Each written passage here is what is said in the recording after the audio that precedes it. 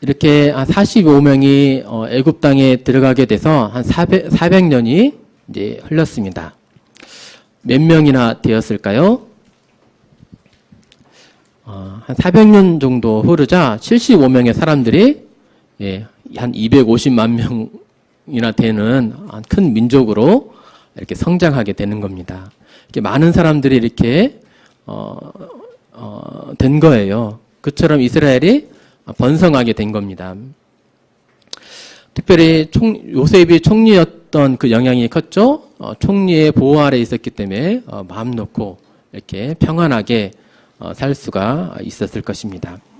근데 시간이 흘러가면서 이제 애굽 왕이 이 요셉에 대해서 알지 못하게 되고 또 이스라엘 사람들은 커갈 대로 커져가게 되고 이제 그랬습니다.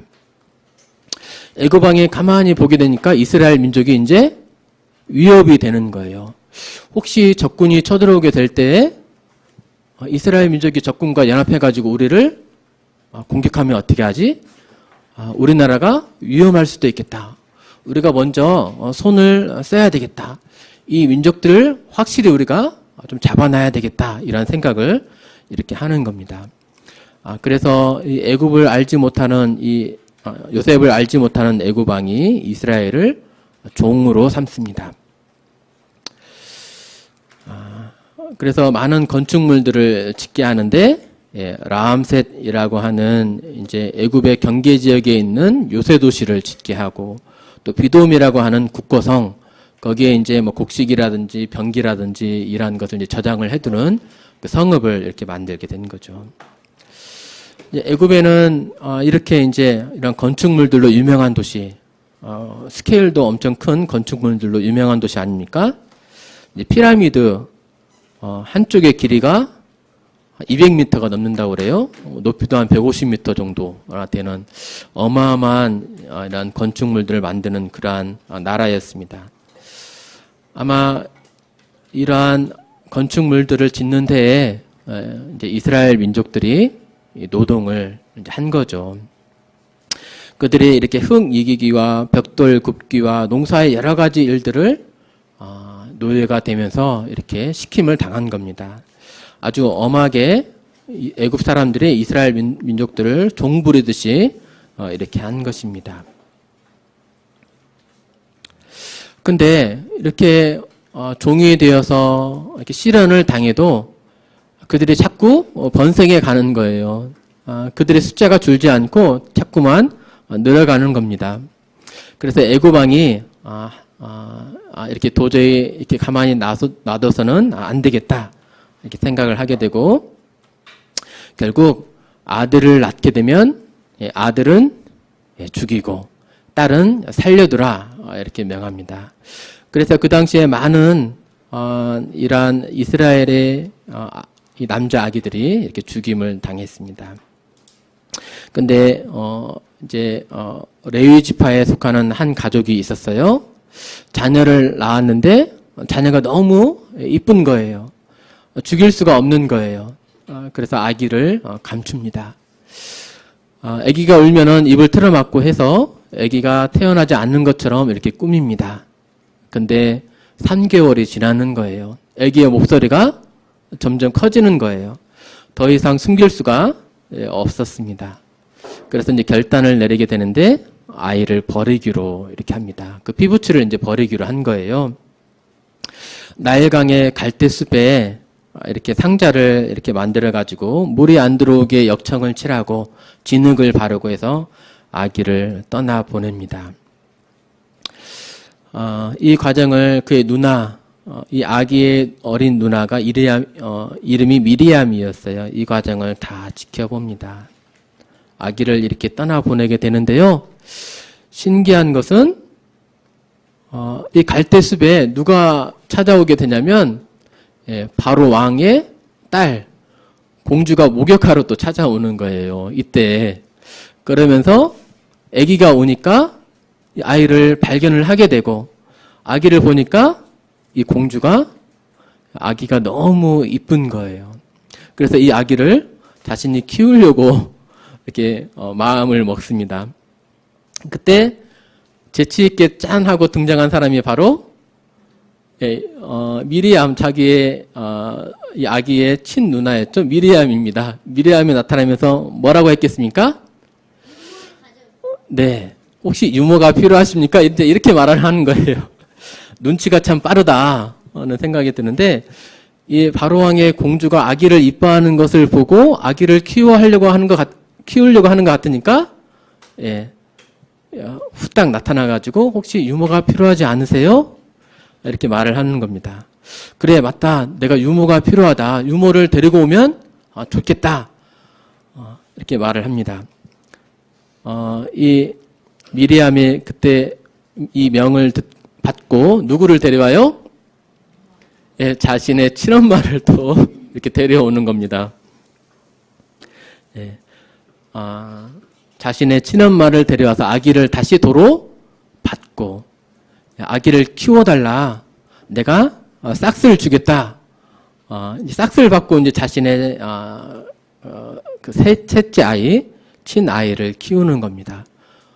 이제 병사들이 더 이상 무섭지 않게 이제 공주의 명을 받았으니까 더군다나 싹스를 받으면서 자신의 아이를 키웁니다.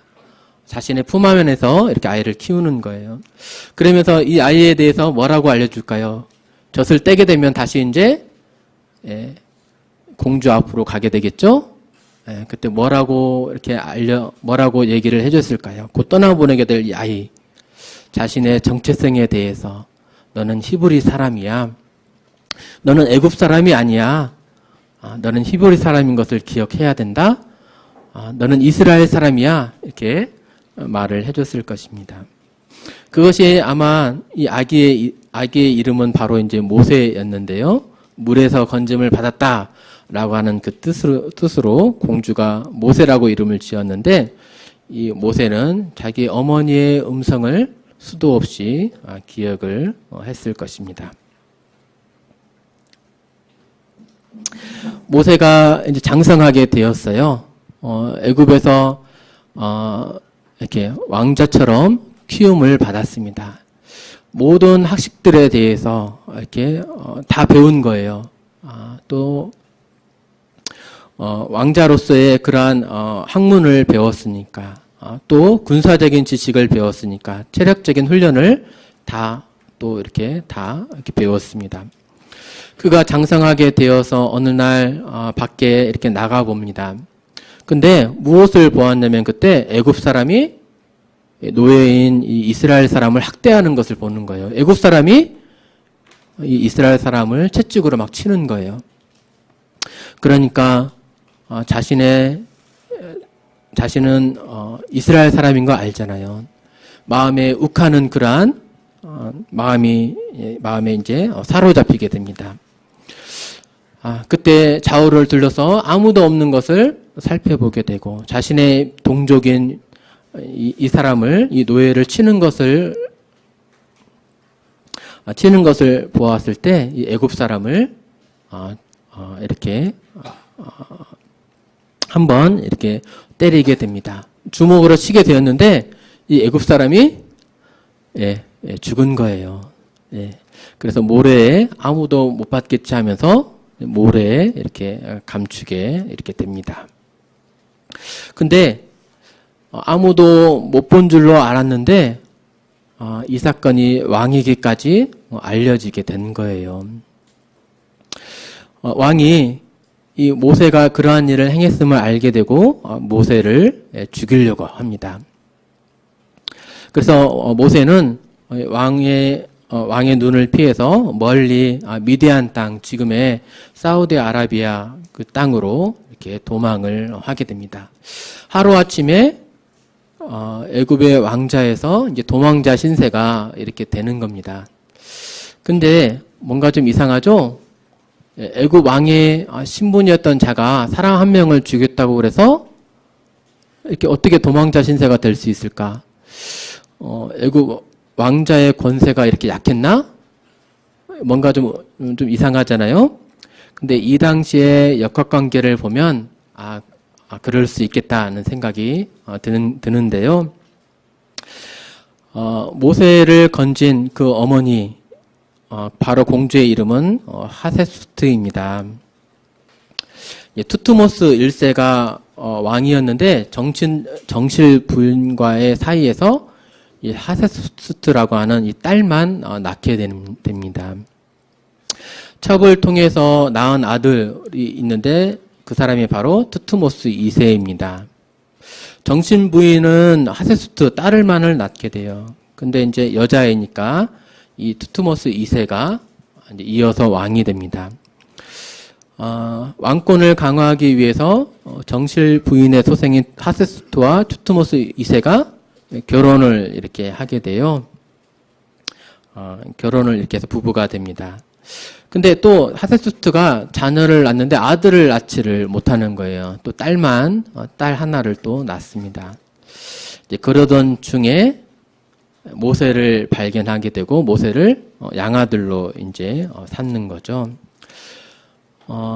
아들을 낳지 못하게 되자 또 아내를 맞아들이게 되고 그 아내를 통해서 아들을 낳는데 그 사람의 이름이 투트모스 3세입니다.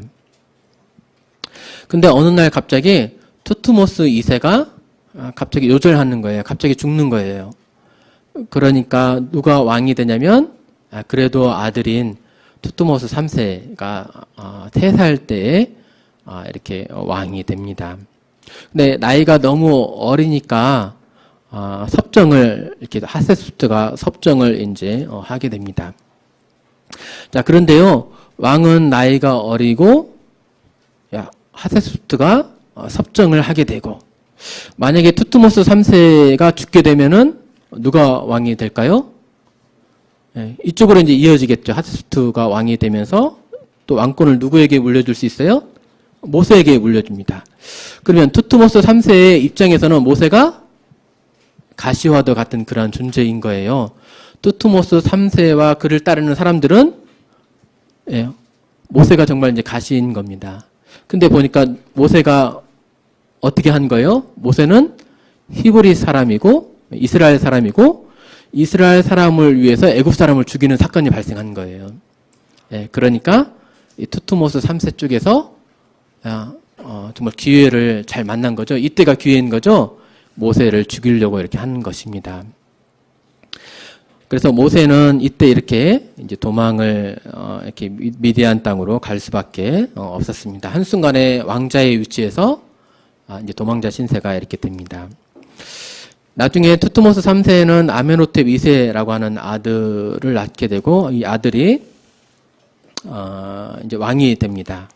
근데 이 이후에 이제 아메노텝 2세에 이제 왕자가 있거든요. 근데 이렇게 왕권이 이어지지가 않아요.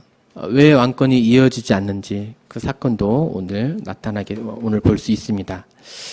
모세가 이제 투트모스 3세 때 도망하게 되고 다시금 하나님을 만나서 돌아오게 되었을 때가 바로 이 아메노텝 2세 때가 됩니다. 이 미디안 땅에서 모세는 이제 양치는 자가 왕자에서 이제 천한 목동의 신세가 이렇게 됩니다. 시간이 흘러서 그 땅의 제사장의 딸과 이렇게 결혼을 하게 되고 또 두 아들을 낳게 되고 이제 머리털이 변했네요. 시간이 얼마나 흐르게 되었을까요? 한 40년 정도가 흐르게 됩니다. 모세가 나이 40세 때에 왕궁에서 쫓겨나게 되었고요. 또 40년 동안 이렇게 광야에서 양을 치는 일을 했습니다. 모세가 40년 동안 광야에서 양을 치게 되었을 때 이스라엘 사람들은 어떻게 살게 되었을까요? 더욱더 고된 노역을 이렇게 하게 되는 겁니다. 하나님께 막 부르짖는 겁니다. 하나님이 그 소리를 들으시는 거예요. 또 약속을 기억하시는 거예요. 큰 민족을 이루게 하겠다. 또 아브라함에게 네가 보이는 이 땅 동서남북을 너에게 주겠다 하신 그 약속의 말씀을 기억을 하는 겁니다. 그래서 그 약속을 이루시려고 하나님께서 부르신 사람이 바로 이 모세가 되는 겁니다. 모세가 호렙산에서 양을 치게 되었을 때에 어떤 한 나무에 불이 붙었는데 불타서 없어지지가 않는 거예요. 불만 나는 거예요. 빛만 비추는 겁니다. 뭔가 이렇게 해서 신기해서 가보니까 그때 하나님의 음성이 들리는 겁니다. 뭐라고 이렇게 말씀하시냐면요. 내가 애굽에 있는 내 백성의 고통을 분명히 보고 그들의 간복자로 말미암아 부르짖음을 듣고 그 근심을 알고 내가 내려가서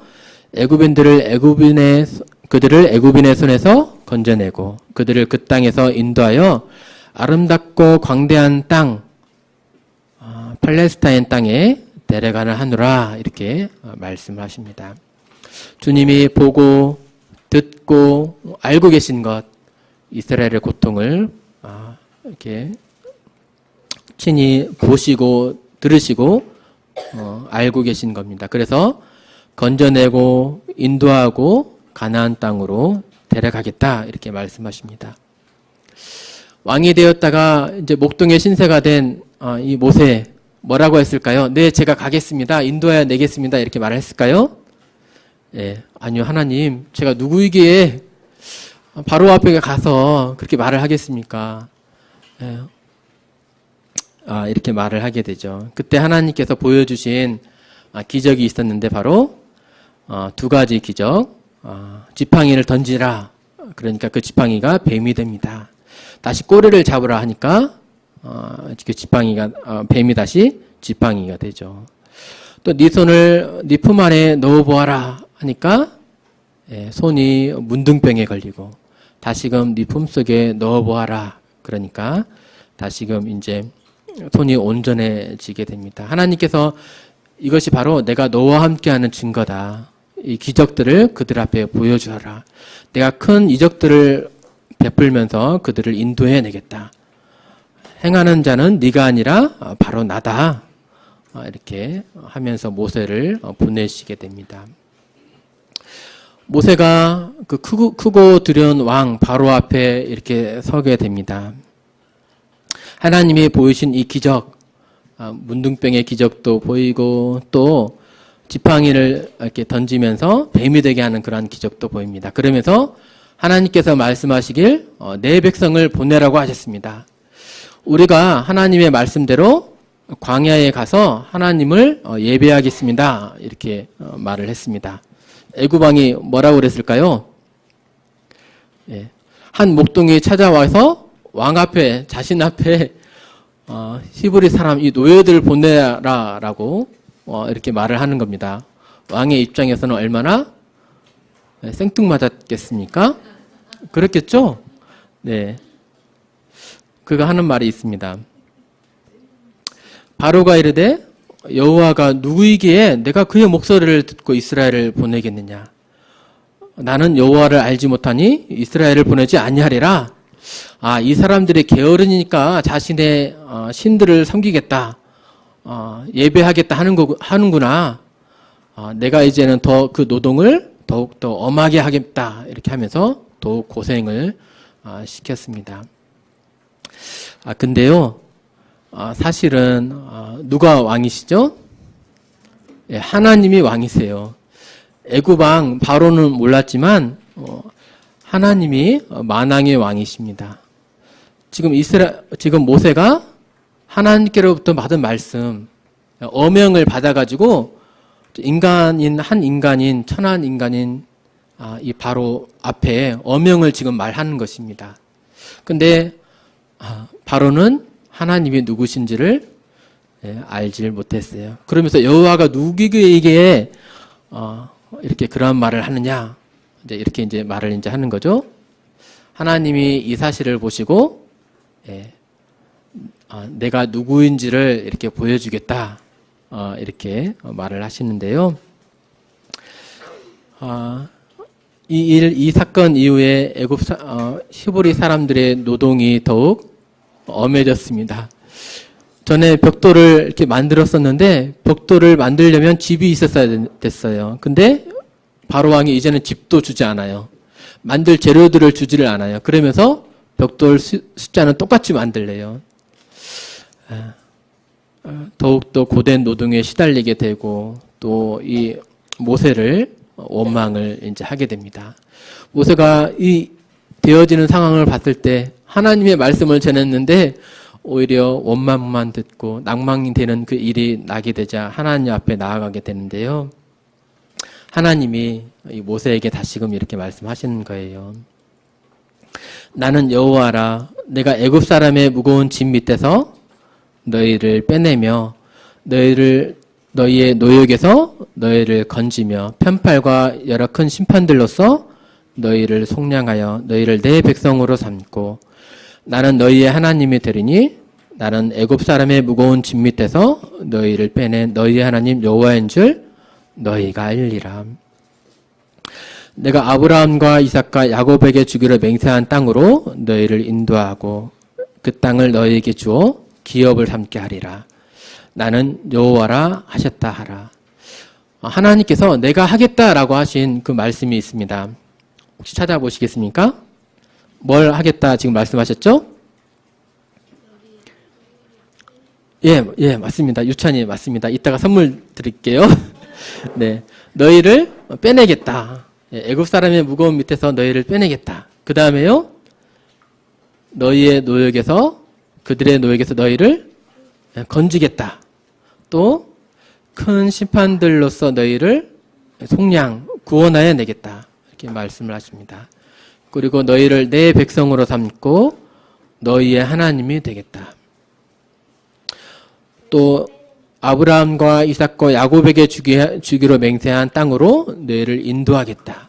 그리고 그 땅을 너희에게 주겠다. 이제 이렇게 7가지 하나님께서 하시겠다라고 약속을 이제 하시는 거죠.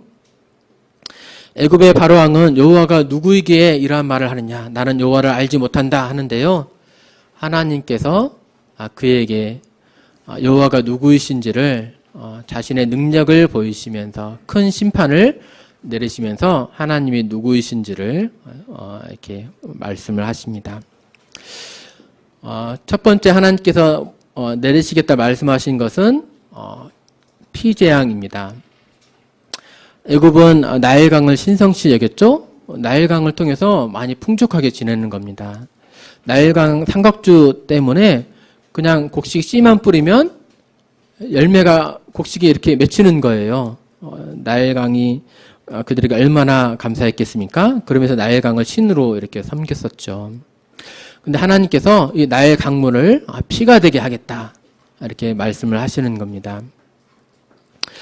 모세가 다시금 바로 왕에게 가서 하나님의 말씀이 너희가 교만함을 인해서 하나님 앞에 자고함을 인해서 하나님께서 재앙을 내리시기로 하셨다. 하나님 앞에 순복하라, 항복하라, 복종하라 이렇게 합니다. 애굽 왕이 그 말을 들었을까요? 예, 하나님이 누구신지 알지 못하니까 당연히 안 들었겠죠. 그래서 피재앙을 실질적으로 피재앙을 내리십니다. 나일강을 피가 되게 합니다. 두 번째 하나님께서 내리신 재앙은 나일강에서 이제 온 애굽 땅에 개구리가 가득하도록 나일강에서 이제 개구리가 막 이렇게 올라오게 합니다. 그래도 바로가 말을 듣지 않고 교만합니다. 하나님 앞에 머리 숙이지 않습니다. 하나님 앞에 엎드릴 줄을 모릅니다. 하나님이 누구신지를 아직도 모릅니다. 그러니까 이 땅에서 티끌에서 이가 되게 이렇게 하십니다. 네 번째 재앙은 파리 재앙입니다. 온 파리떼가 애굽 이 나라에 가득하게 합니다. 그리고 이 가축들 황소를 또 애굽 사람들은 신으로 또 섬겼어요. 근데 이 동물들에게도 하나님께서 전염병을 내리시겠다 말씀하시면서 이렇게 심판을 하십니다. 또 악한 종기, 6번째 재앙, 종기 재앙. 또 7번째로 이 우박의 재앙. 예. 그래서 완전히 곡식들을 뒤집어 엎으시죠. 또 8번째는 남아있는 곡식들을 완전히 다 갉아먹게 하는 이 메뚜기를 보내셔서 애굽 왕과 사람들 앞에 자신이 누구이신지를 이렇게 보여주시는 것입니다. 9번째는 하나님께서 말씀하신 재앙은 흑암의 재앙입니다. 지금은 뭔가 이렇게 좀 보이는데요. 우리가 정말로 어두컴컴하면은 걸어 다닐 수가 있습니까? 뭔가 손짓을 이렇게 막 하게 되잖아요.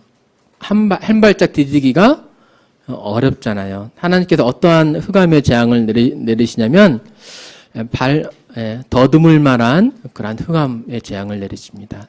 1m 앞이 안 보이는 아주 깜깜한 그러한 재앙을 내리시는 겁니다. 3일 동안 이렇게 흑암의 재앙을 아예 안 보이는 거예요. 앞에 누가 있는지도 아예 안 보이는 겁니다. 태양을 또 달과 별들을 아예 이렇게 가리우신 거예요. 9가지 재앙을 내리시면서 하나님께서 하신 말씀이 있습니다.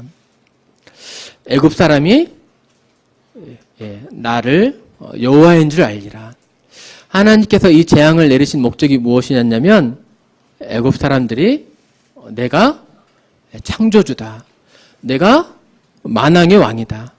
내가 모든 세상의 모든 만물을 짓고 그것을 유지하고 지탱하게 하는 하나님이다.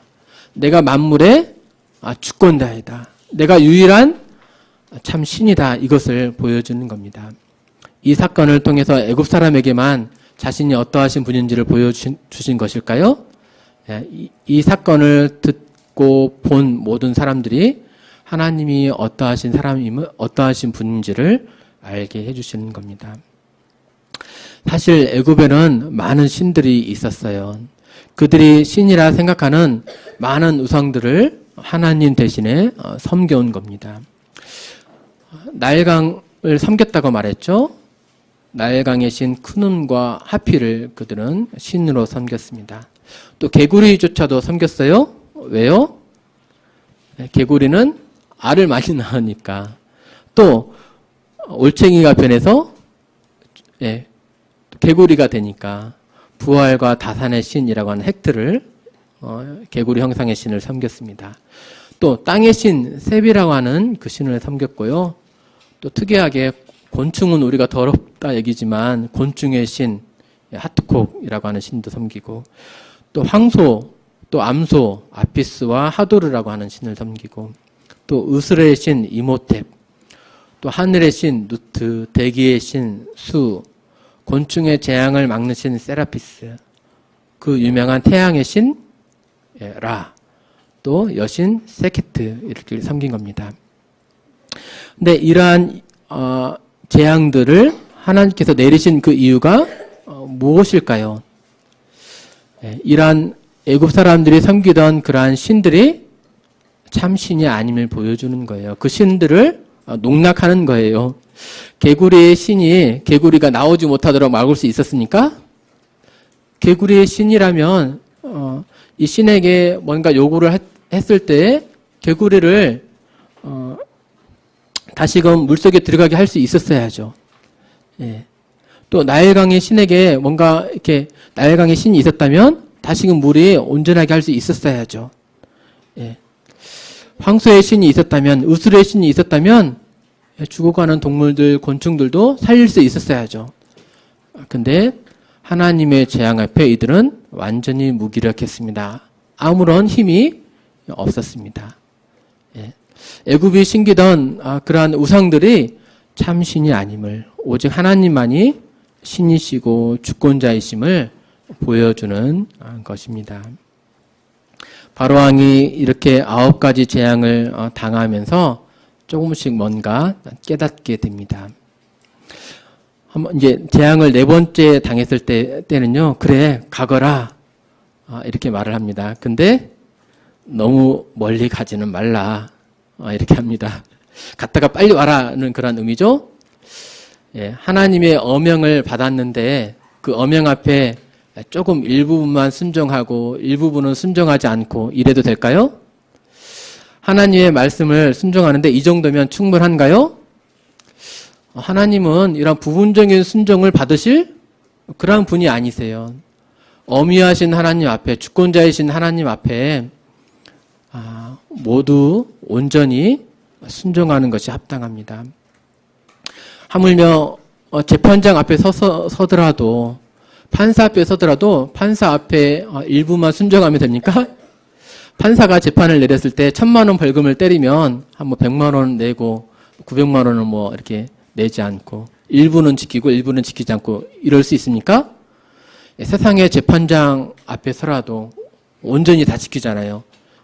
그의 말뜻을 온전히 다 순종하잖아요. 하물며 만물의 주권자 앞에 부분적인 순종, 이것이 합당한 것일까요? 정말로 그분만이 신이라면 그분 앞에 모든 생각과 마음이 항복하지 않으면, 그분의 뜻대로 온전히 다 지키지 않으면, 순종하지 않으면 아무런 의미가 없는 겁니다. 메뚜기 재앙이 이제 임했습니다. 6번째 재앙이 이제 임하니까 이제는 장정만 가라. 아기들 놔두고 너희의 재산들 놔두고 너희 남자들만 가라. 이렇게 변했습니다. 이것이 합당했을까요? 아니죠. 이제는 9번째 재앙이 임하니까 그래, 너희 아들도 데리고 가, 너희 아내도 데리고 가. 근데 너희의 재물들은, 재산은 놔두고 가라. 이렇게 합니다. 끝까지 하나님 앞에 고집을 피우는 거예요. 자존심을 피우는 겁니다. 하나님이 원하시는 것은 온전한 패배를 인정을 해야 되는 거예요. 온전한 복종을 보여야 되는 겁니다.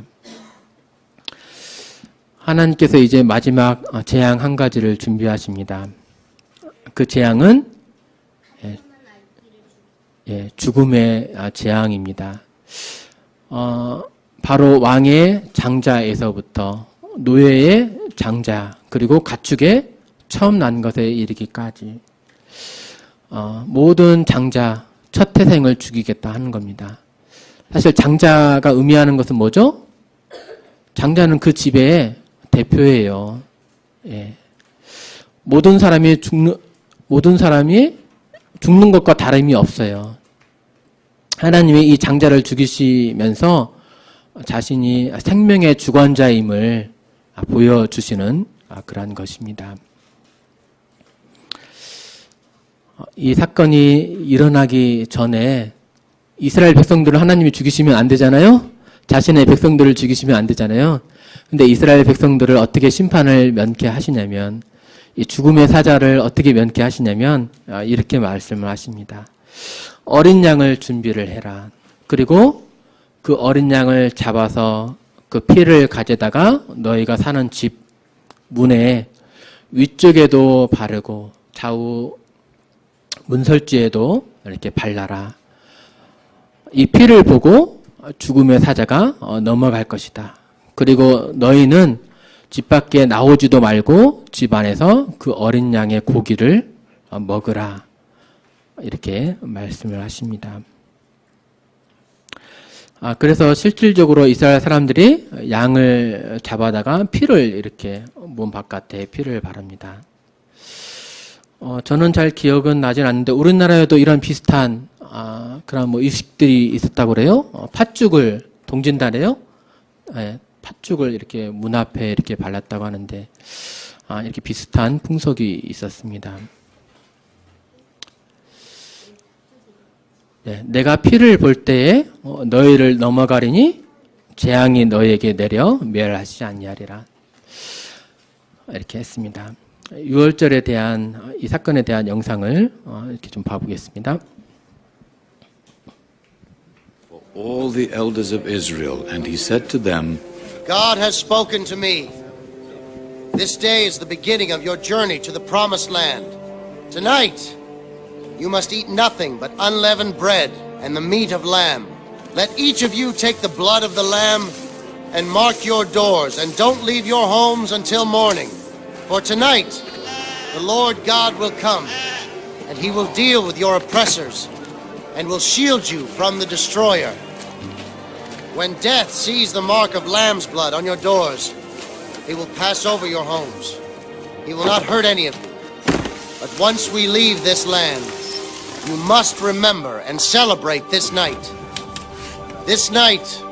of the Passover. And the people did as the Lord commanded.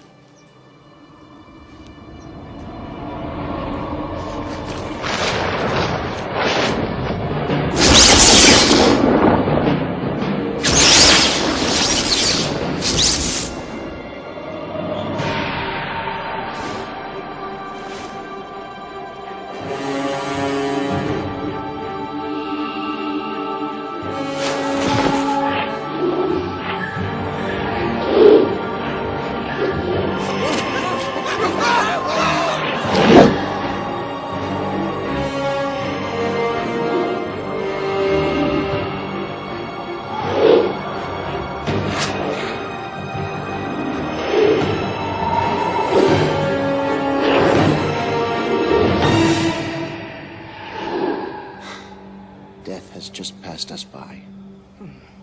Thank God. Yes. But pity the firstborn of Egypt. And at midnight it came to pass, as Moses said, all the firstborn of Egypt were struck. There was not a house where there was not one dead. And a great cry rose up.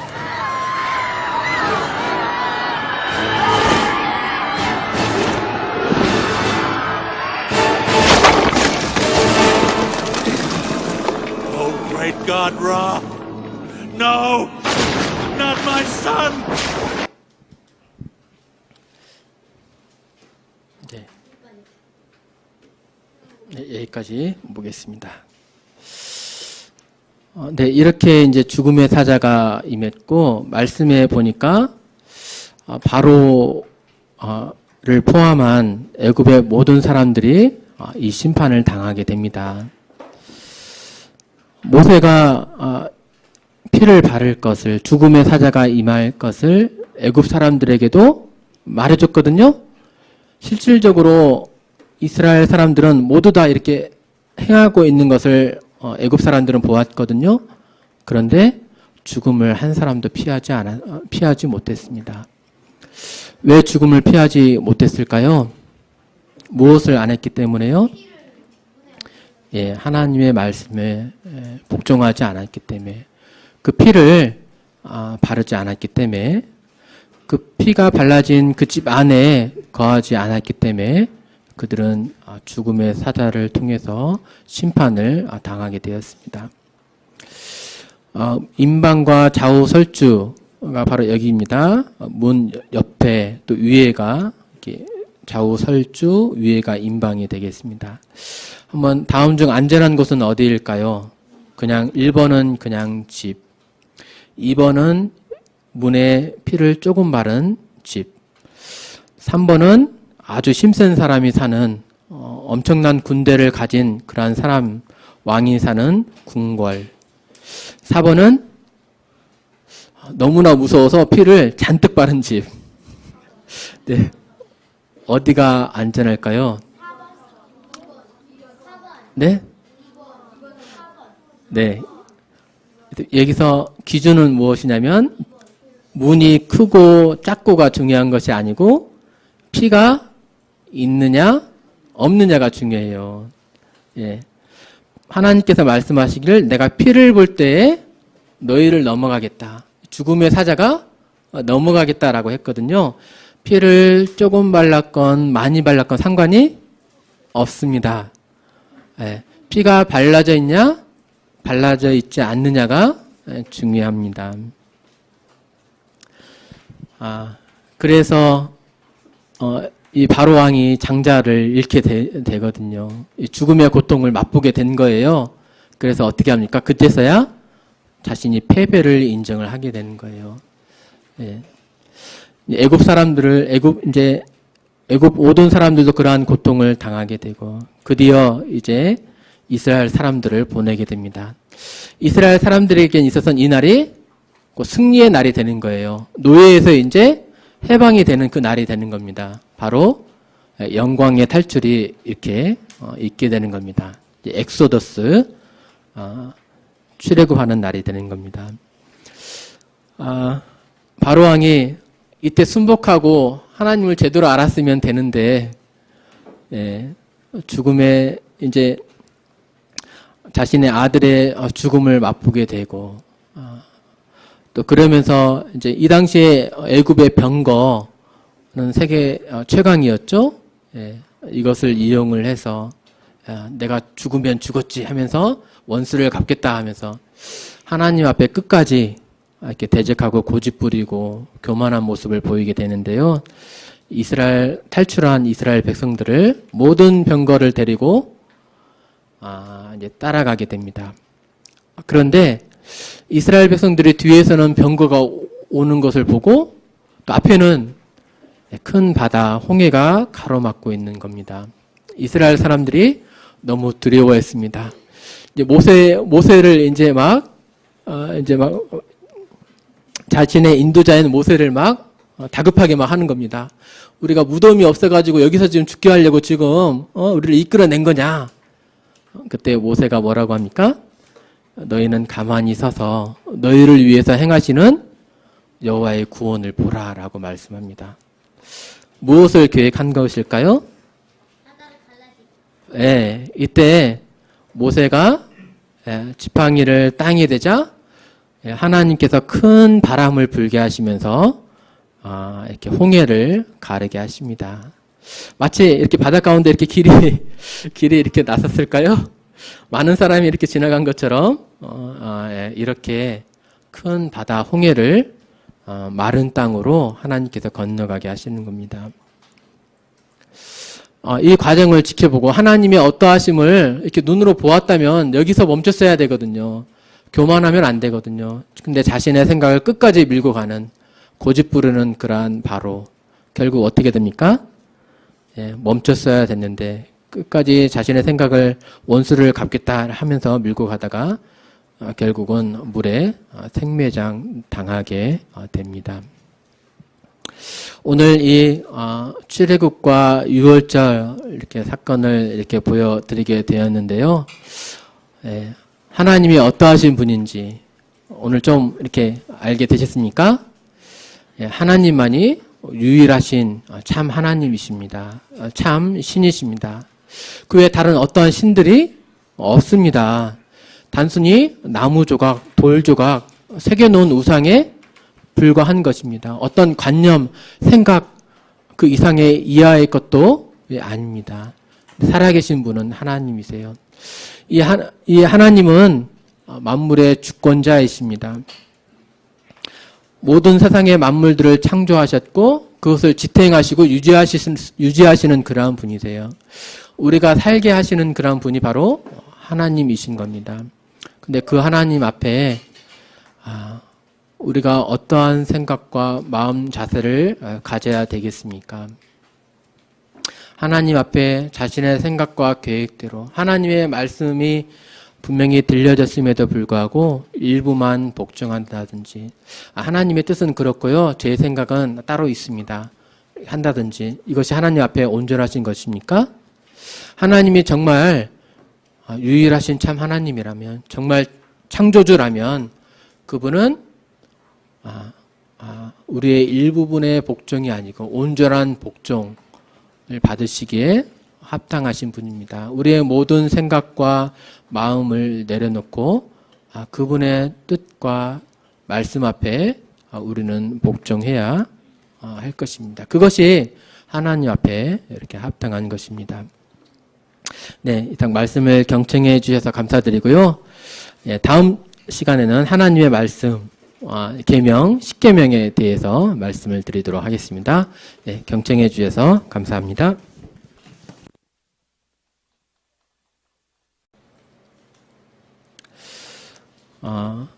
이렇게 한 45명이 애굽 땅에 들어가게 돼서 한 400년이 이제 흘렀습니다. 몇 명이나 되었을까요? 한 400년 정도 흐르자 75명의 사람들이 한 250만 명이나 되는 큰 민족으로 이렇게 성장하게 되는 겁니다. 이렇게 많은 사람들이 이렇게 된 거예요. 그처럼 이스라엘이 번성하게 된 겁니다.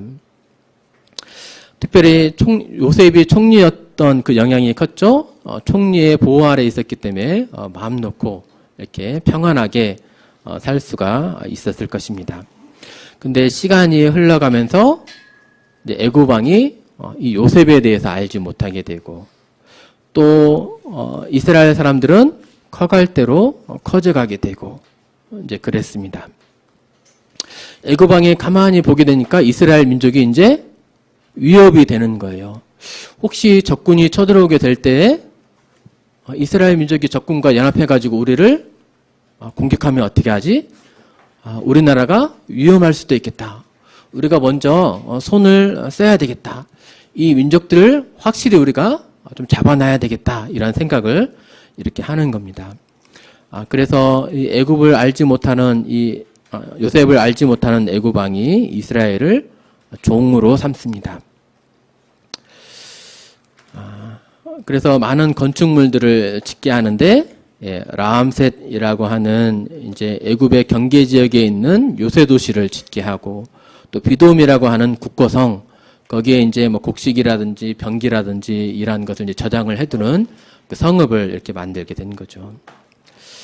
애굽에는 이렇게 이제 이런 건축물들로 유명한 도시, 스케일도 엄청 큰 건축물들로 유명한 도시 아닙니까? 이제 피라미드 한쪽의 길이가 200m가 넘는다고 그래요. 높이도 한 150m 정도 되는 어마어마한 이런 건축물들을 만드는 그러한 나라였습니다. 아마 이러한 건축물들을 짓는 데에 이제 이스라엘 민족들이 노동을 한 거죠. 그들이 이렇게 흙 이기기와 벽돌 굽기와 농사의 여러 가지 일들을 노예가 되면서 이렇게 시킴을 당한 겁니다. 아주 엄하게 애굽 사람들이 이스라엘 민족들을 종부리듯이 이렇게 한 것입니다. 근데 이렇게 종이 되어서 이렇게 시련을 당해도 그들이 자꾸 번성해 가는 거예요. 그들의 숫자가 줄지 않고 자꾸만 늘어가는 겁니다. 그래서 애굽 왕이 이렇게 도저히 이렇게 가만히 놔둬서는 안 되겠다 이렇게 생각을 하게 되고 결국 아들을 낳게 되면 아들은 죽이고 딸은 살려두라 이렇게 명합니다. 그래서 그 당시에 많은 이러한 이스라엘의 이 남자 아기들이 이렇게 죽임을 당했습니다. 근데 이제 레위 지파에 속하는 한 가족이 있었어요. 자녀를 낳았는데 자녀가 너무 이쁜 거예요. 죽일 수가 없는 거예요. 그래서 아기를 감춥니다. 아기가 울면은 입을 틀어막고 해서 아기가 태어나지 않는 것처럼 이렇게 꾸밉니다. 근데 3개월이 지나는 거예요. 아기의 목소리가 점점 커지는 거예요. 더 이상 숨길 수가 없었습니다. 그래서 이제 결단을 내리게 되는데 아이를 버리기로 이렇게 합니다. 그 피부치를 이제 버리기로 한 거예요. 나일강의 갈대숲에 이렇게 상자를 이렇게 만들어 가지고 물이 안 들어오게 역청을 칠하고 진흙을 바르고 해서 아기를 떠나 보냅니다. 이 과정을 그의 누나, 이 아기의 어린 누나가 이름이 미리암이었어요. 이 과정을 다 지켜봅니다. 아기를 이렇게 떠나 보내게 되는데요. 신기한 것은 이 갈대숲에 누가 찾아오게 되냐면 바로 왕의 딸 공주가 목욕하러 또 찾아오는 거예요. 이때 그러면서 아기가 오니까 이 아이를 발견을 하게 되고 아기를 보니까 이 공주가 아기가 너무 이쁜 거예요. 그래서 이 아기를 자신이 키우려고 이렇게 마음을 먹습니다. 그때 재치 있게 짠 하고 등장한 사람이 바로 미리암 자기의 이 아기의 친누나였죠. 미리암입니다. 미리암이 나타나면서 뭐라고 했겠습니까? 네. 혹시 유모가 필요하십니까? 이렇게 말을 하는 거예요. 눈치가 참 빠르다 하는 생각이 드는데 이 바로왕의 공주가 아기를 이뻐하는 것을 보고 아기를 키우려고 하는 것 같으니까 후딱 나타나가지고 혹시 유모가 필요하지 않으세요?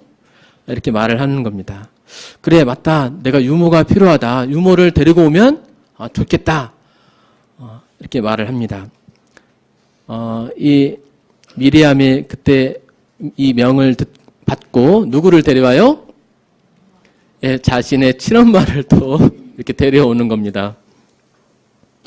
예, 자신의 친엄마를 데려와서 아기를 다시 도로 받고, 아기를 키워달라. 내가 싹스를 주겠다. 이제 싹스를 받고 이제 자신의 그 셋째 아이, 친아이를 키우는 겁니다. 이제 병사들이 더 이상 무섭지 않게 이제 공주의 명을 받았으니까 더군다나 싹스를 받으면서 자신의 아이를 키웁니다. 자신의 품안에서 이렇게 아이를 키우는 거예요. 그러면서 이 아이에 대해서 뭐라고 알려줄까요?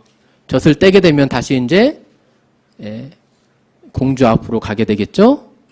그때 뭐라고 얘기를 해줬을까요? 곧 떠나보내게 될 이 아이, 자신의 정체성에 대해서 너는 히브리 사람이야. 너는 애굽 사람이 아니야. 너는 히브리 사람인 것을 기억해야 된다. 너는 이스라엘 사람이야. 이렇게 말을 해줬을 것입니다. 그것이 아마 이 아기의 이름은 바로 이제 모세였는데요.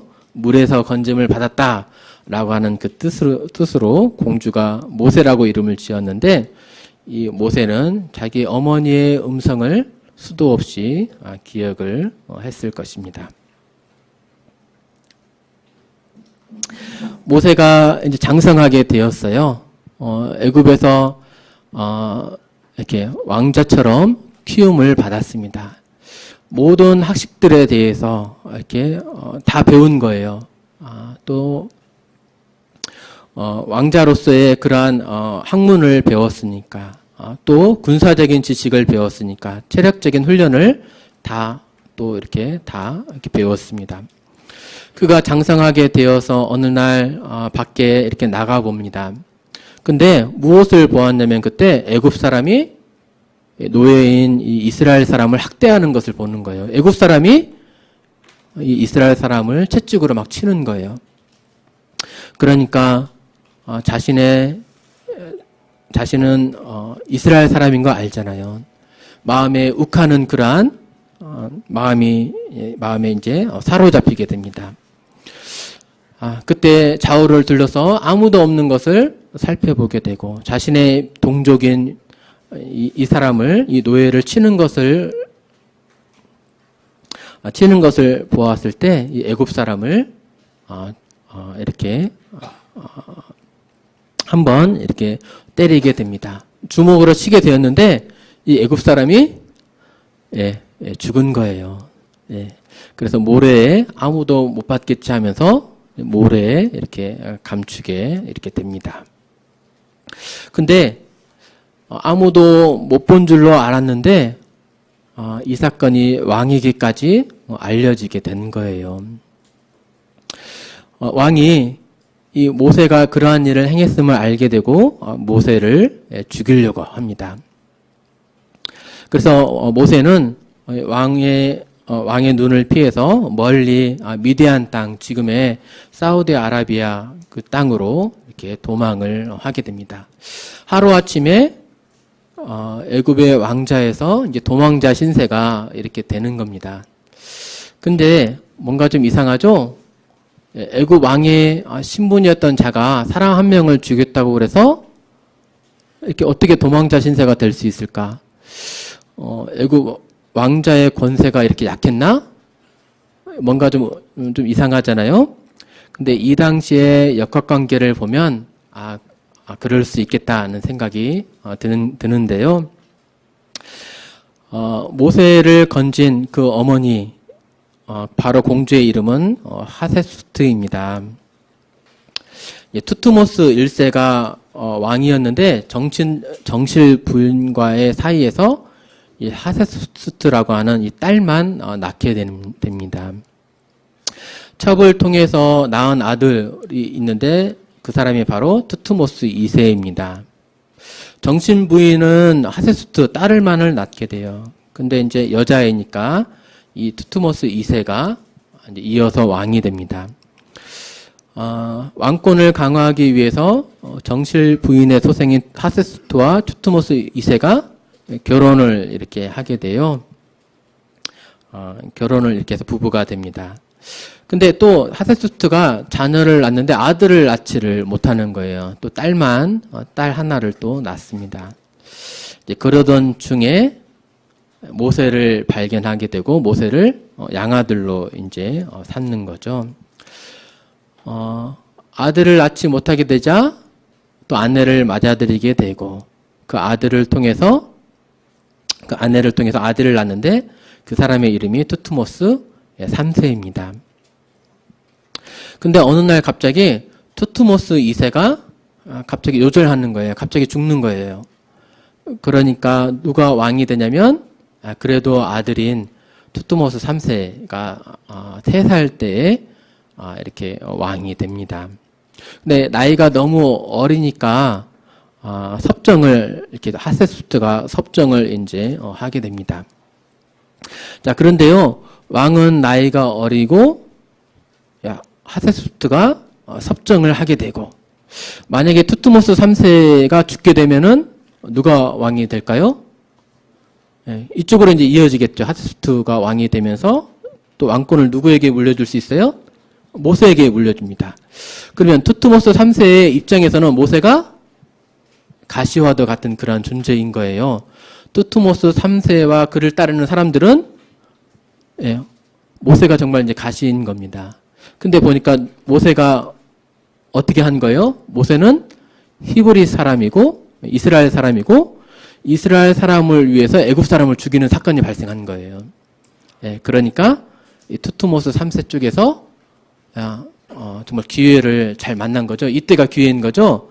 모세를 죽이려고 이렇게 하는 것입니다.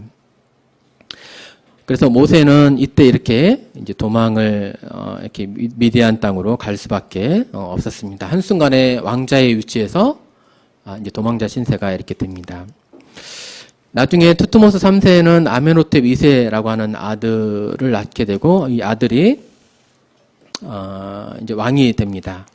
근데 이 이후에 이제 아메노텝 2세에 이제 왕자가 있거든요. 근데 이렇게 왕권이 이어지지가 않아요. 왜 왕권이 이어지지 않는지 그 사건도 오늘 볼 수 있습니다. 모세가 이제 투트모스 3세 때 도망하게 되고 다시금 하나님을 만나서 돌아오게 되었을 때가 바로 이 아메노텝 2세 때가 됩니다. 이 미디안 땅에서 모세는 이제 양치는 자가 왕자에서 이제 천한 목동의 신세가 이렇게 됩니다. 시간이 흘러서 그 땅의 제사장의 딸과 이렇게 결혼을 하게 되고 또 두 아들을 낳게 되고 이제 머리털이 변했네요. 시간이 얼마나 흐르게 되었을까요? 한 40년 정도가 흐르게 됩니다. 모세가 나이 40세 때에 왕궁에서 쫓겨나게 되었고요. 또 40년 동안 이렇게 광야에서 양을 치는 일을 했습니다. 모세가 40년 동안 광야에서 양을 치게 되었을 때 이스라엘 사람들은 어떻게 살게 되었을까요? 더욱더 고된 노역을 이렇게 하게 되는 겁니다. 하나님께 막 부르짖는 겁니다. 하나님이 그 소리를 들으시는 거예요. 또 약속을 기억하시는 거예요. 큰 민족을 이루게 하겠다. 또 아브라함에게 네가 보이는 이 땅 동서남북을 너에게 주겠다 하신 그 약속의 말씀을 기억을 하는 겁니다. 그래서 그 약속을 이루시려고 하나님께서 부르신 사람이 바로 이 모세가 되는 겁니다. 모세가 호렙산에서 양을 치게 되었을 때에 어떤 한 나무에 불이 붙었는데 불타서 없어지지가 않는 거예요. 불만 나는 거예요.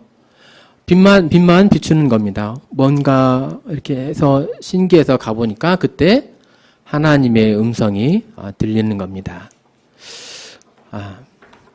뭐라고 이렇게 말씀하시냐면요. 내가 애굽에 있는 내 백성의 고통을 분명히 보고 그들의 간복자로 말미암아 부르짖음을 듣고 그 근심을 알고 내가 내려가서 그들을 애굽인의 손에서 건져내고 그들을 그 땅에서 인도하여 아름답고 광대한 땅 팔레스타인 땅에 데려가는 하노라 이렇게 말씀을 하십니다. 주님이 보고 듣고 알고 계신 것, 이스라엘의 고통을 이렇게 친히 보시고 들으시고 알고 계신 겁니다. 그래서 건져내고 인도하고 가나안 땅으로 데려가겠다 이렇게 말씀하십니다. 왕이 되었다가 이제 목동의 신세가 된 이 모세 뭐라고 했을까요? 네, 제가 가겠습니다. 인도하여 내겠습니다. 이렇게 말했을까요? 예, 아니요. 하나님, 제가 누구이기에 바로 앞에 가서 그렇게 말을 하겠습니까? 예. 이렇게 말을 하게 되죠. 그때 하나님께서 보여주신 기적이 있었는데 바로 두 가지 기적. 지팡이를 던지라. 그러니까 그 지팡이가 뱀이 됩니다. 다시 꼬리를 잡으라 하니까 그 지팡이가 뱀이 다시 지팡이가 되죠.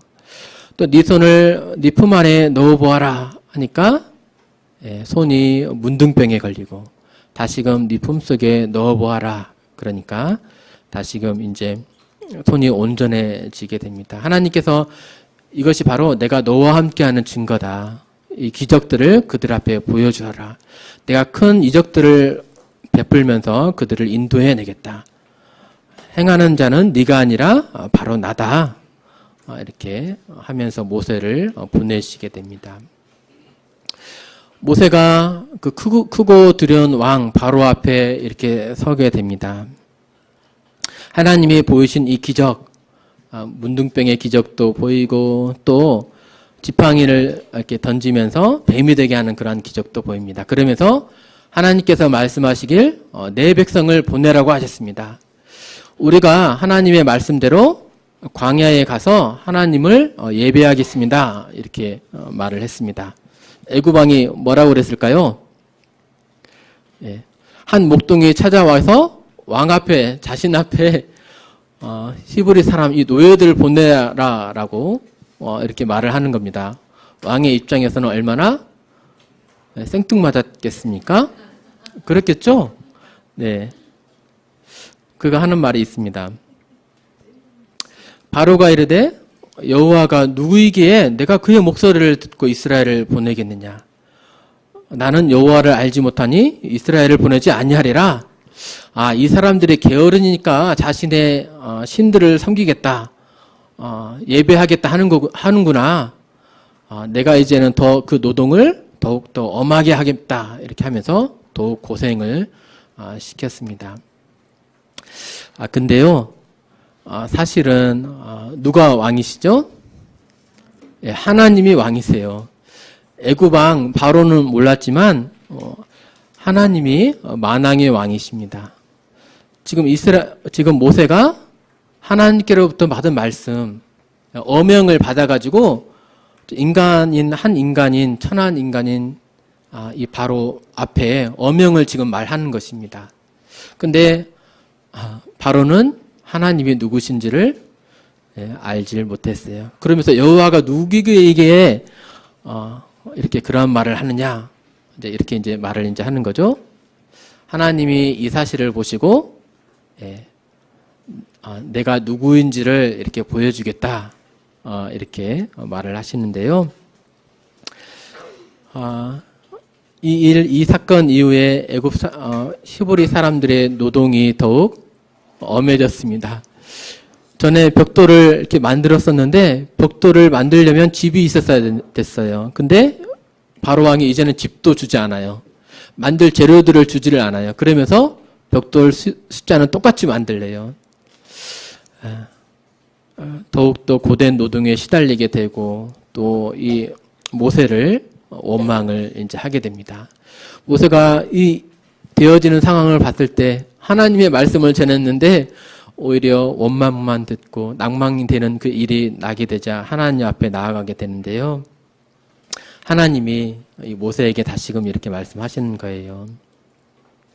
나는 여호와라. 내가 애굽 사람의 무거운 짐 밑에서 너희를 빼내며 너희의 노역에서 너희를 건지며 편팔과 여러 큰 심판들로서 너희를 속량하여 너희를 내 백성으로 삼고 나는 너희의 하나님이 되리니 나는 애굽 사람의 무거운 짐 밑에서 너희를 빼낸 너희의 하나님 여호와인 줄 너희가 알리라.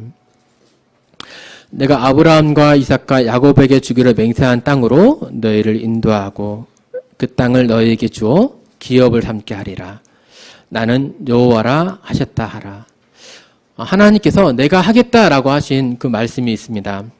혹시 찾아보시겠습니까? 뭘 하겠다 지금 말씀하셨죠? 예, 맞습니다. 유찬이 맞습니다. 이따가 선물 드릴게요. 네, 너희를 빼내겠다. 애굽 사람의 무거운 밑에서 너희를 빼내겠다. 그 다음에요, 너희의 노역에서 그들의 노역에서 너희를 건지겠다.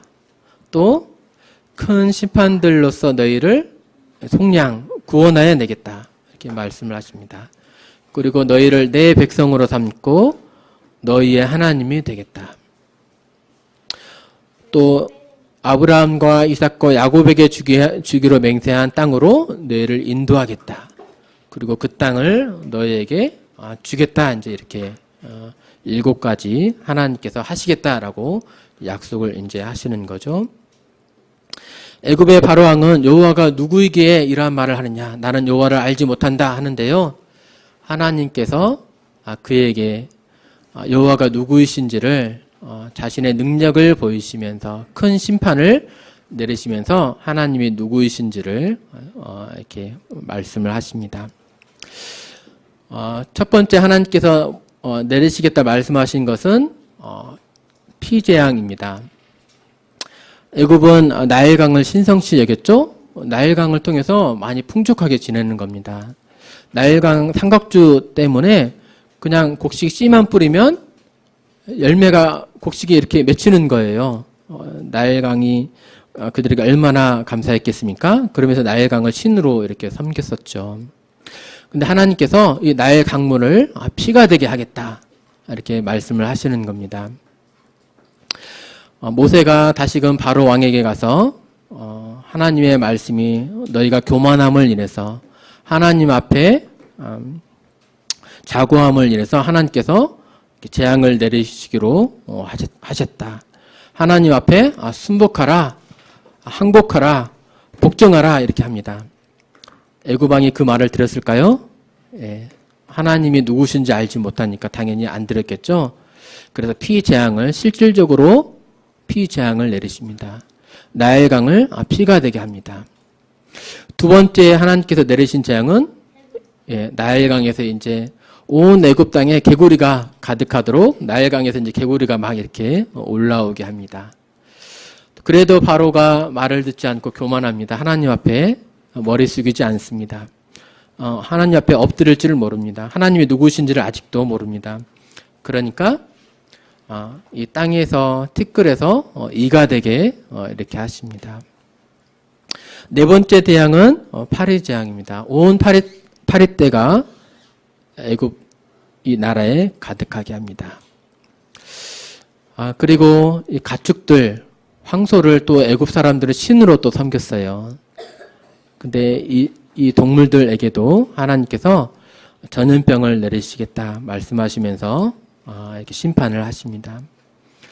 또 악한 종기, 6번째 재앙, 종기 재앙. 또 7번째로 이 우박의 재앙. 예. 그래서 완전히 곡식들을 뒤집어 엎으시죠. 또 8번째는 남아있는 곡식들을 완전히 다 갉아먹게 하는 이 메뚜기를 보내셔서 애굽 왕과 사람들 앞에 자신이 누구이신지를 이렇게 보여주시는 것입니다. 9번째는 하나님께서 말씀하신 재앙은 흑암의 재앙입니다. 지금은 뭔가 이렇게 좀 보이는데요.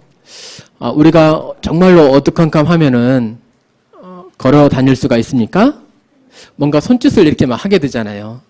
한 발짝 디디기가 어렵잖아요. 하나님께서 어떠한 흑암의 재앙을 내리시냐면 더듬을 만한 그러한 흑암의 재앙을 내리십니다. 1m 앞이 안 보이는 아주 깜깜한 그러한 재앙을 내리시는 겁니다. 3일 동안 이렇게 흑암의 재앙을. 예.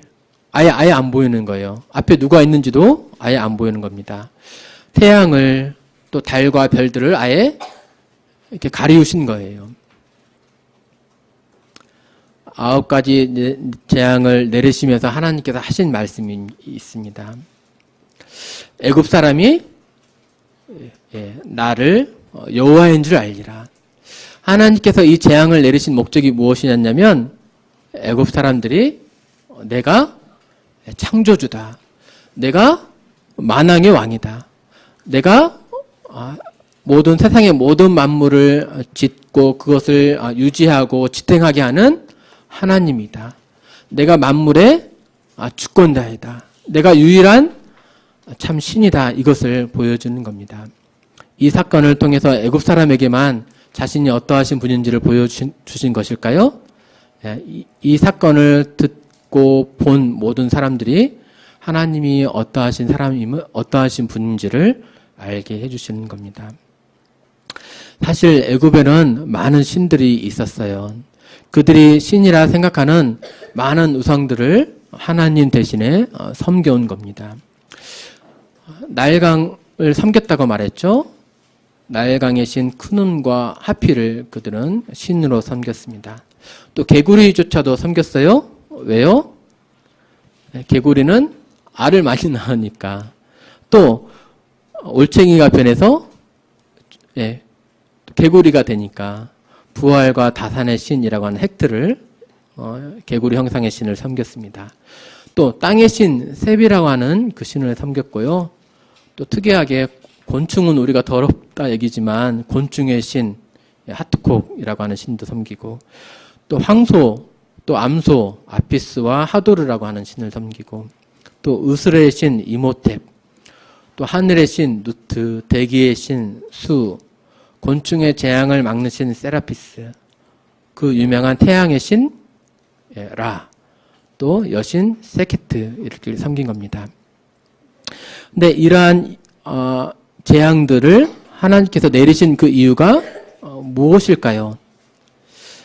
이러한 애굽 사람들이 섬기던 그러한 신들이 참 신이 아님을 보여주는 거예요. 그 신들을 농락하는 거예요. 개구리의 신이 개구리가 나오지 못하도록 막을 수 있었습니까? 개구리의 신이라면 이 신에게 뭔가 요구를 했을 때 개구리를 다시금 물속에 들어가게 할 수 있었어야죠. 또 나일강의 신에게 뭔가 이렇게 나일강의 신이 있었다면 다시금 물이 온전하게 할 수 있었어야죠. 황소의 신이 있었다면, 우슬의 신이 있었다면 죽어가는 동물들, 곤충들도 살릴 수 있었어야죠. 근데 하나님의 재앙 앞에 이들은 완전히 무기력했습니다. 아무런 힘이 없었습니다. 애굽이 신기던 그러한 우상들이 참 신이 아님을, 오직 하나님만이 신이시고 주권자이심을 보여주는 것입니다. 바로왕이 이렇게 9가지 재앙을 당하면서 조금씩 뭔가 깨닫게 됩니다. 한번 이제 재앙을 4번째 당했을 때는요, 그래 가거라 이렇게 말을 합니다. 근데 너무 멀리 가지는 말라 이렇게 합니다. 갔다가 빨리 와라는 그런 의미죠. 하나님의 어명을 받았는데 그 어명 앞에 조금 일부분만 순종하고 일부분은 순종하지 않고 이래도 될까요? 하나님의 말씀을 순종하는데 이 정도면 충분한가요? 하나님은 이런 부분적인 순종을 받으실 그런 분이 아니세요. 어미하신 하나님 앞에, 주권자이신 하나님 앞에 모두 온전히 순종하는 것이 합당합니다. 하물며 재판장 앞에 서더라도, 판사 앞에 서더라도 판사 앞에 일부만 순종하면 됩니까? 판사가 재판을 내렸을 때 1,000만 원 벌금을 때리면 한 100만 원 내고 900만 원은 이렇게 내지 않고 일부는 지키고 일부는 지키지 않고 이럴 수 있습니까? 세상의 재판장 앞에 서라도 온전히 다 지키잖아요. 그의 말뜻을 온전히 다 순종하잖아요. 하물며 만물의 주권자 앞에 부분적인 순종, 이것이 합당한 것일까요? 정말로 그분만이 신이라면 그분 앞에 모든 생각과 마음이 항복하지 않으면, 그분의 뜻대로 온전히 다 지키지 않으면, 순종하지 않으면 아무런 의미가 없는 겁니다. 메뚜기 재앙이 이제 임했습니다. 6번째 재앙이 이제 임하니까 이제는 장정만 가라. 아기들 놔두고, 너희의 재산들 놔두고 너희 남자들만 가라. 이렇게 변했습니다. 이것이 합당했을까요? 네, 아니죠. 이제는 9번째 재앙이 임하니까, 그래, 너희 아들도 데리고 가, 너희 아내도 데리고 가. 근데 너희의 재물들은, 재산은 놔두고 가라. 이렇게 합니다. 끝까지 하나님 앞에 고집을 피우는 거예요. 자존심을 피우는 겁니다. 하나님 원하시는 것은 온전한 패배를 인정을 해야 되는 거예요. 온전한 순종을, 복종을 보여야 되는 겁니다. 하나님께서 이제 마지막 재앙 한 가지를 준비하십니다. 그 재앙은 죽음의 재앙입니다. 바로 왕의 장자에서부터 노예의 장자, 그리고 가축의 처음 난 것에 이르기까지 모든 장자, 첫 태생을 죽이겠다 하는 겁니다. 사실 장자가 의미하는 것은 뭐죠? 장자는 그 집의 대표예요.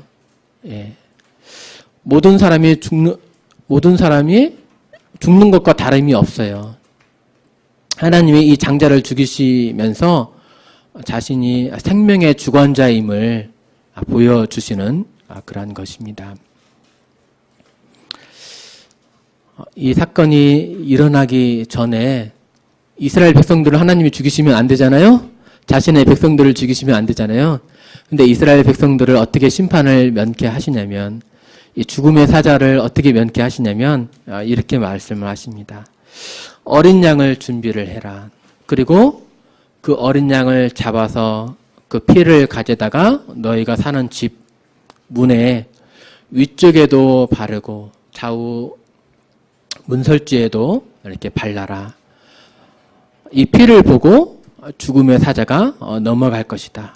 그리고 너희는 집 밖에 나오지도 말고 집 안에서 그 어린 양의 고기를 먹으라. 이렇게 말씀을 하십니다. 그래서 실질적으로 이스라엘 사람들이 양을 잡아다가 피를 이렇게 몸 바깥에 피를 바릅니다. 저는 잘 기억은 나진 않는데 우리나라에도 이런 비슷한 그런 뭐 의식들이 있었다고 그래요. 팥죽을 동진달에요. 팥죽을 이렇게 문 앞에 이렇게 발랐다고 하는데 이렇게 비슷한 풍속이 있었습니다. 내가 피를 볼 때에 너희를 넘어가리니 재앙이 너희에게 내려 멸하시지 아니하리라. 이렇게 했습니다. 6월절에 대한 이 사건에 대한 영상을 이렇게 좀 봐보겠습니다. For all the elders of Israel, and he said to them, God has spoken to me. This day is the beginning of your journey to the promised land. Tonight, you must eat nothing but unleavened bread and the meat of lamb. Let each of you take the blood of the lamb and mark your doors, and don't leave your homes until morning. For tonight, the Lord God will come, and he will deal with your oppressors, and will shield you from the destroyer. When death sees the mark of lamb's blood on your doors, he will pass over your homes. He will not hurt any of you. But once we leave this land, you must remember and celebrate this night of the Passover. and the people did as the Lord commanded.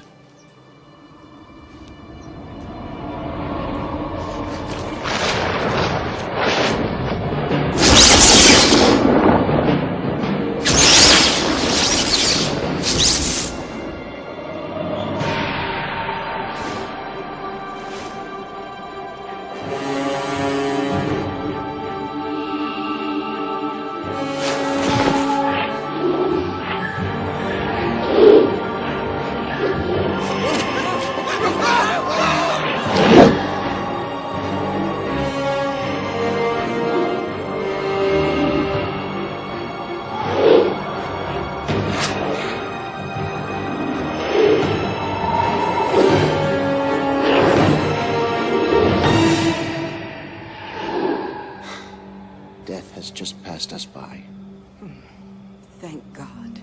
Yes. But pity the firstborn of Egypt. And at midnight it came to pass, as Moses said, all the firstborn of Egypt were struck. There was not a house where there was not one dead. And a great cry rose up.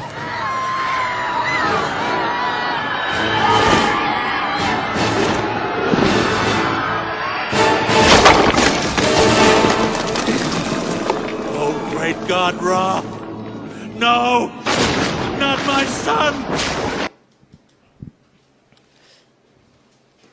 네. 네, 여기까지 보겠습니다. 네, 이렇게 이제 죽음의 사자가 임했고, 말씀해 보니까, 바로를 포함한 애굽의 모든 사람들이 이 심판을 당하게 됩니다. 모세가 피를 바를 것을, 죽음의 사자가 임할 것을 애굽 사람들에게도 말해줬거든요. 실질적으로 이스라엘 사람들은 모두 다 이렇게 행하고 있는 것을 애굽 사람들은 보았거든요. 그런데 죽음을 한 사람도 피하지 못했습니다. 왜 죽음을 피하지 못했을까요? 무엇을 안 했기 때문에요? 예, 하나님의 말씀에 복종하지 않았기 때문에, 그 피를 바르지 않았기 때문에, 그 피가 발라진 그 집 안에 거하지 않았기 때문에 그들은 죽음의 사자를 통해서 심판을 당하게 되었습니다.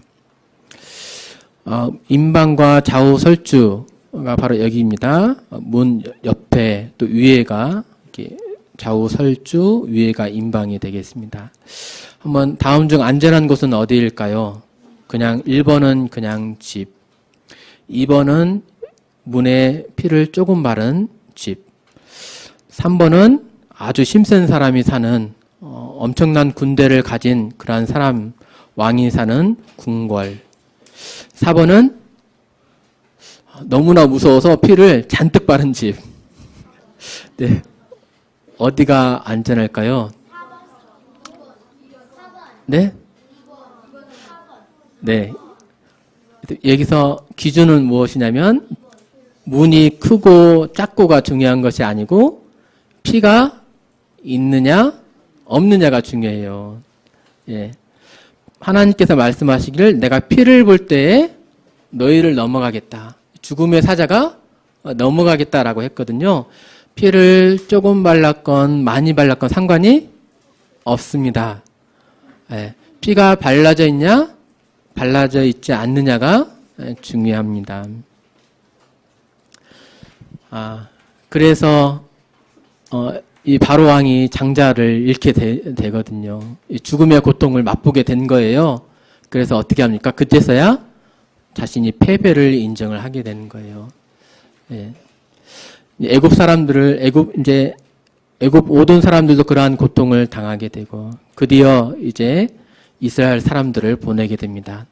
이스라엘 사람들에게 있어서는 이 날이 승리의 날이 되는 거예요. 노예에서 이제 해방이 되는 그 날이 되는 겁니다. 바로 영광의 탈출이 이렇게 있게 되는 겁니다. 엑소더스 출애굽하는 날이 되는 겁니다. 바로 왕이 이때 순복하고 하나님을 제대로 알았으면 되는데 죽음에 이제 자신의 아들의 죽음을 맛보게 되고 또 그러면서 이제 이 당시에 애굽의 병거는 세계 최강이었죠.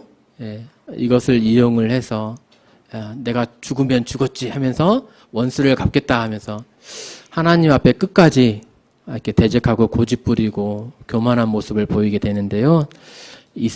탈출한 이스라엘 백성들을 모든 병거를 데리고 이제 따라가게 됩니다. 그런데 이스라엘 백성들이 뒤에서는 병거가 오는 것을 보고 또 앞에는 큰 바다 홍해가 가로막고 있는 겁니다.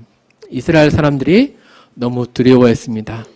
이제 모세를 이제 막 자신의 인도자인 모세를 막 다급하게 막 하는 겁니다. 우리가 무덤이 없어가지고 여기서 지금 죽게 하려고 지금 우리를 이끌어낸 거냐? 그때 모세가 뭐라고 합니까? 너희는 가만히 서서 너희를 위해서 행하시는 여호와의 구원을 보라라고 말씀합니다. 무엇을 계획한 것일까요? 예, 이때 모세가 지팡이를 땅에 대자 하나님께서 큰 바람을 불게 하시면서 이렇게 홍해를 가르게 하십니다. 마치 이렇게 바다 가운데 이렇게 길이 이렇게 나섰을까요? 많은 사람이 이렇게 지나간 것처럼 이렇게 큰 바다 홍해를 마른 땅으로 하나님께서 건너가게 하시는 겁니다. 이 과정을 지켜보고 하나님의 어떠하심을 이렇게 눈으로 보았다면 여기서 멈췄어야 되거든요. 교만하면 안 되거든요. 근데 자신의 생각을 끝까지 밀고 가는 고집부르는 그러한 바로 결국 어떻게 됩니까? 멈췄어야 됐는데 끝까지 자신의 생각을 원수를 갚겠다 하면서 밀고 가다가 결국은 물에 생매장 당하게 됩니다. 오늘 이 출애굽과 유월절 이렇게 사건을 이렇게 보여드리게 되었는데요. 하나님이 어떠하신 분인지 오늘 좀 이렇게 알게 되셨습니까? 하나님만이 유일하신 참 하나님이십니다. 참 신이십니다. 그 외에 다른 어떠한 신들이 없습니다. 단순히 나무 조각, 돌 조각, 새겨놓은 우상에 불과한 것입니다. 어떤 관념, 생각 그 이상의 이하의 것도 아닙니다. 살아계신 분은 하나님이세요. 이 하나님은 만물의 주권자이십니다. 모든 세상의 만물들을 창조하셨고 그것을 지탱하시고 유지하시는 그러한 분이세요. 우리가 살게 하시는 그러한 분이 바로 하나님이신 겁니다. 근데 그 하나님 앞에 우리가 어떠한 생각과 마음 자세를 가져야 되겠습니까? 하나님 앞에 자신의 생각과 계획대로 하나님의 말씀이 분명히 들려졌음에도 불구하고 일부만 복종한다든지 하나님의 뜻은 그렇고요. 제 생각은 따로 있습니다. 한다든지 이것이 하나님 앞에 온전하신 것입니까? 하나님이 정말 유일하신 참 하나님이라면 정말 창조주라면 그분은 우리의 일부분의 복종이 아니고 온전한 복종을 받으시기에 합당하신 분입니다. 우리의 모든 생각과 마음을 내려놓고 그분의 뜻과 말씀 앞에 우리는 복종해야 할 것입니다. 그것이 하나님 앞에 이렇게 합당한 것입니다. 네, 이상 말씀을 경청해 주셔서 감사드리고요. 다음 시간에는 하나님의 말씀 계명, 10계명에 대해서 말씀을 드리도록 하겠습니다. 네, 경청해 주셔서 감사합니다.